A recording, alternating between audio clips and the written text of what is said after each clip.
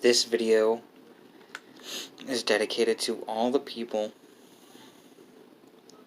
that could never even play Yu-Gi-Oh!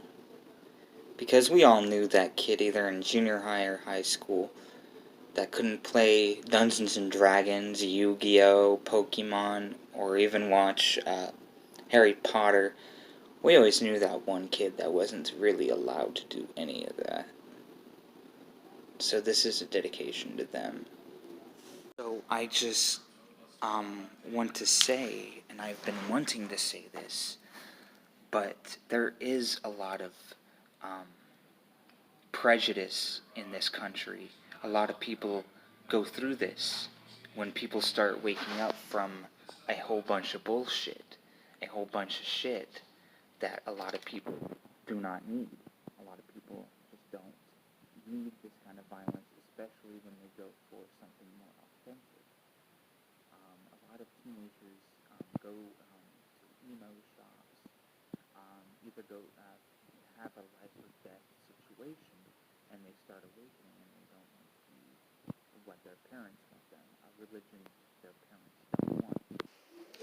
And this causes a lot of imbalance within a whole bunch of things, like you and your family, and a whole bunch of stuff, because people have their own awakenings, and they realize how fake yesterday seems to be, and they go and they see other children, or other teenagers mostly, wearing black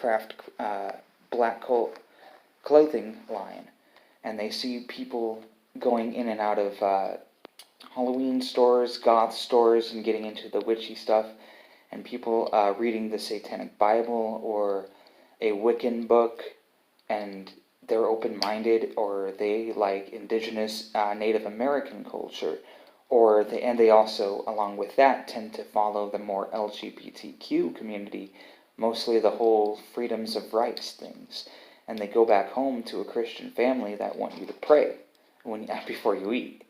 And there's just a whole bunch of issues with this, and it's an issue that will not be glorified.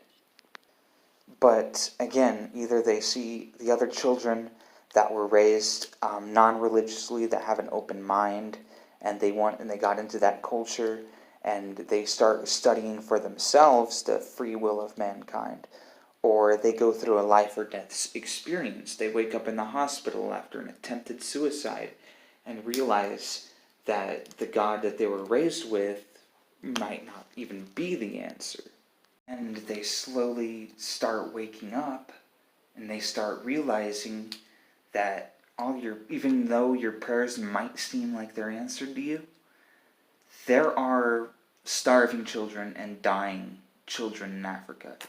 And then they start waking up to this idea, like maybe all this stuff about praising for everything I've been given is just an excuse to act selfish and self-righteous and not care about anything humanitarian. You do have to be careful with certain type of people, kind of like religious families, because if there's anybody, any of their children grew up to be non-Christian, there is a lot of issues, a lot of prejudice issues, a lot of hate crime, a lot of BS, because again, they put the image of God in you as a baby for a reason.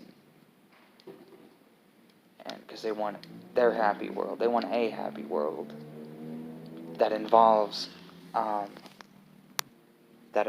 telling your children at an impressionable age that they are or need any form of God or any form of prayer, and that they are not good enough to do things on their own.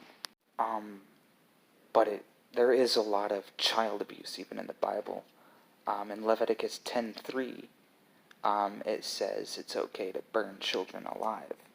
And in Matthew 18:6, it says it's okay to drown your own children. And in Lamentations 2:20, the Bible says it's okay for the father to cannibalize and eat their own children. And these children start waking up and wanting to be different, and then start becoming more humanitarian, start researching stuff like that, and then they realize something. They'll realize the Christian church are raping children. Maybe even their own Christian families are trying to cover it up so that their own children might not hear, so they can keep getting indoctrinated by Christianity. Stuff like that. And then you start seeing that there really is child abuse in the Bible. Child abuse in the Bible. But no, there are really people like that, though. Families like that won't let their children do anything. They won't let their children buy eccentric clothing like goth or emo clothing or teenage rebellious type of stuff, and it's pretty serious. There really was a training video for police officers how to identify teenage Satanists. And it basically went on whether or not they had a dagger, or whether or not they liked heavy metal, or they played Dungeons and Dragons or any other card game. But yeah. That's because we really, really live in a world where there are literally 200,000 people that signed to ban a TV show called Good Omens. Because, quote unquote, trying to normalize Satanism. And we're starting to see that trend now. Same trend as to when they were trying to ban and talk shit about Dungeons and Dragons and heavy metal like Motley Crue, Slipknot, Kiss, Dio, and stuff like that. And what I say about those type of people that are trying to ban Good Omens, do you remember the movie that had Ben Affleck in it and Damon, I think? And it was called Dogma, 1999 movie. Remember how nobody reacted to that movie, saying it was trying to normalize something that when it's just a movie? No.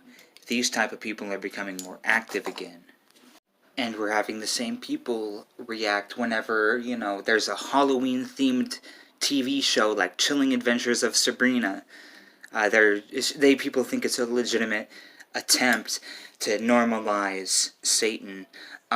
In reality, that TV show, sure, they do worship Satan, but that's just because Netflix aired it around Halloween. People need to wake up and realize this before there are more families out there that are trying to control what shoe brand or shirt brand their kids wear, because they don't want their kids to be susceptible to demonism.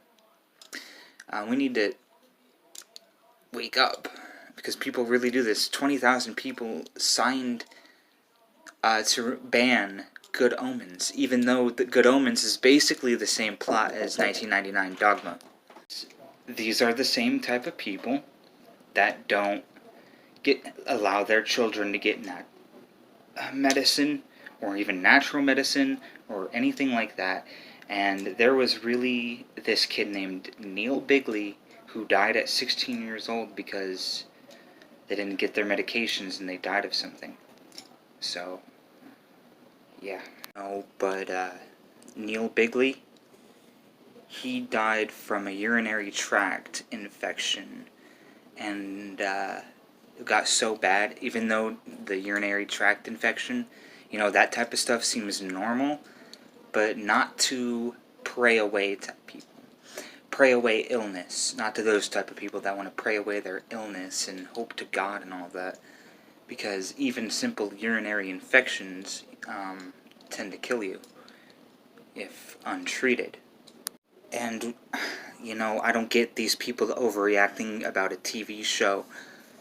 because it's just bullshit. It's just TV. You know, if you don't want your kids watching a TV show, then don't watch the channel it's on. And Good Omens isn't even on TV. It's an Amazon exclusive. And it's hard for a kid to find a copy of Good Omens, the book that Good Omens came from, is because it's sold in bookstores. It's a bestseller, and I don't think your kid would really be interested about a thick book or anything. So we are really living in that world. And this is the same world where cases of child abuse, specifically mental child abuse, telling your child that you can't do better on your own, and you can't do better without some overarching figure in your life. You know, this is the same world as that. And families kind of don't let their children question what they want to. They don't want their child to question the laws of religion or structure of society and stuff like that, and disallowing intellectual behavior. This is a very real thing, and unfortunately people don't see it as much as they should.